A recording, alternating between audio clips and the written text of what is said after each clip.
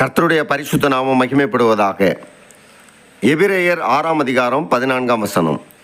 நிச்சயமாக நான் உன்னை ஆசீர்வதிக்கவே ஆசீர்வதித்து உன்னை பெருகவே பெருக பண்ணுவேன்.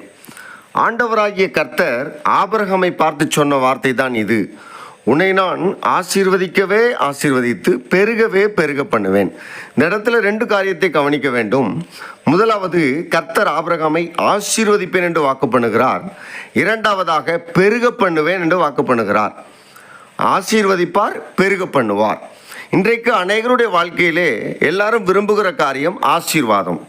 நான் ஆசீர்வாதமாக இருக்க வேண்டும், என் குடும்பம் ஆசீர்வாதமாக இருக்க வேண்டும் என்கிற ஆசை இருக்கிறது. நல்லது தான். ஆனால் கர்த்தருக்கு பிரியமாய் வாழ்ந்தால் மட்டுமே ஆசீர்வாதம் பெருகும். இல்லை என்றால் ஆசீர்வாதம் அதோடு நின்றுவிடும்.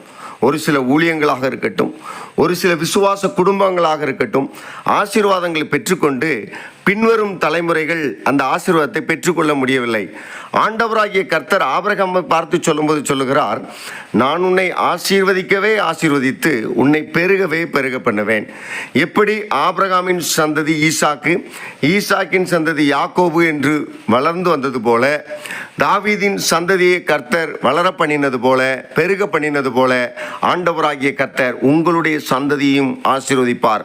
கர்த்தருடைய வருகை தாமதமானால், இதை கேட்டுக்கொண்டிருக்கிற அன்பான தேவஜனமே, கர்த்தர் உங்களை ஆசீர்வதிப்பார், தலைமுறையை ஆசீர்வதிப்பார், பெருக பண்ணுவார். அவருடைய வருகை மட்டும் உங்களுடைய தலைமுறை கர்த்தருக்காய் எழும்பி நின்று அநேகரை ஆண்டவர் பக்கமாய் சேர்க்கும்.